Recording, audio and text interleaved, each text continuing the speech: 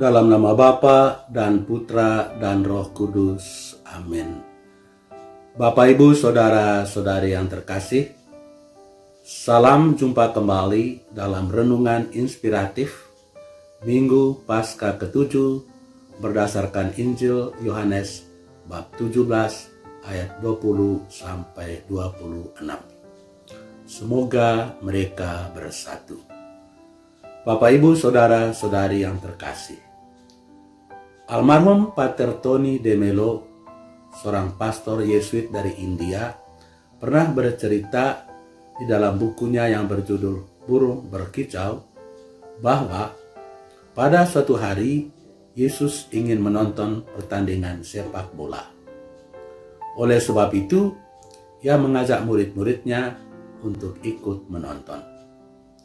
Suatu pertandingan seru sedang berlangsung antara kesebelasan Protestan dan kesebelasan Katolik. Kesebelasan Protestan memasukkan gol pertama. Yesus bersorak-sorai, melemparkan topinya tinggi-tinggi sambil berteriak-teriak menyatakan kegembiraannya.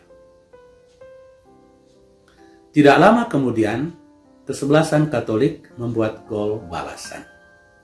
Kali ini, Yesus pun bersorak-sorai, meloncat tinggi-tinggi dan melemparkan topinya ke langit untuk menunjukkan perasaan kegembiraannya. Melihat perbuatan Yesus itu, penonton yang berada di belakangnya bingung. Yesus sebenarnya mendukung kesebelasan yang mana? Salah seorang dari antara mereka menepuk bahu Yesus dan bertanya, "Hei, Bung, Anda itu memihak kesebelasan yang mana?" "Saya," jawab Yesus, yang ketika itu sedang asik menonton pertandingan. "Oh, saya tidak memihak siapa-siapa. Saya hanya menikmati pertandingan. Saya mendukung siapa saja yang bermain baik." Si penanya itu berpaling kepada temannya dan sambil mencibirkan bibir, dia berkata, "Ah, dasar orang yang tidak beragama."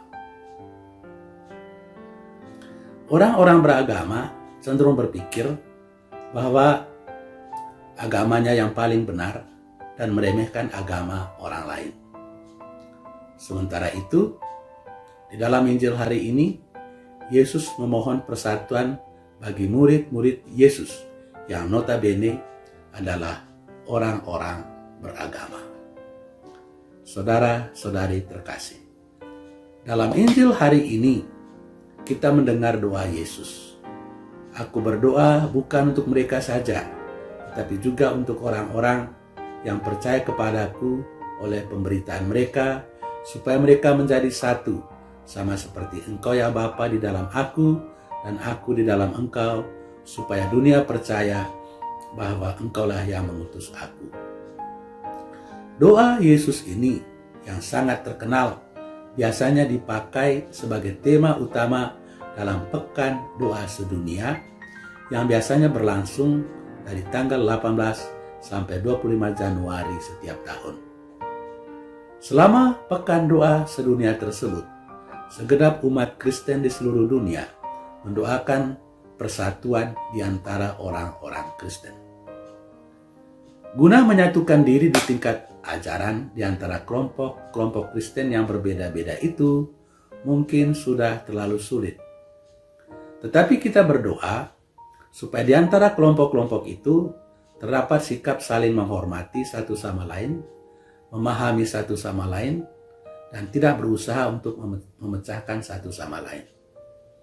Oleh sebab itu, diharapkan bahwa kelompok-kelompok itu harus memusatkan diri pada hal-hal yang sama, pada kesamaan-kesamaan yang mereka miliki, dan bukannya pada perbedaan-perbedaan di antara mereka.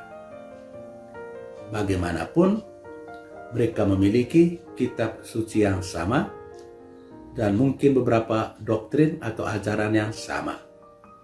Hanya dengan demikian, kita bisa membangun satu sikap toleransi terhadap orang-orang dari agama lain. Saudara-saudari terkasih, di dalam Ekaristi Kudus, khususnya di dalam doa syukur agung, imam berdoa, kami mohon agar kami yang menerima tubuh dan darah Kristus dipersatukan oleh Roh Kudus dan menjadi satu umat yang rukun dan bersatu padu. Semoga doa yang diucapkan setiap kali kita merayakan Ekaristi Kudus ini mendatangkan rahmat berlimpah sehingga kita mampu berusaha untuk membina kerukunan di antara satu sama lain tanpa membeda-bedakan suku, ras, agama, golongan, ataupun status sosial. Tuhan memberkati kita. Amin. Dalam nama Bapa dan Putra dan Roh Kudus. Amin.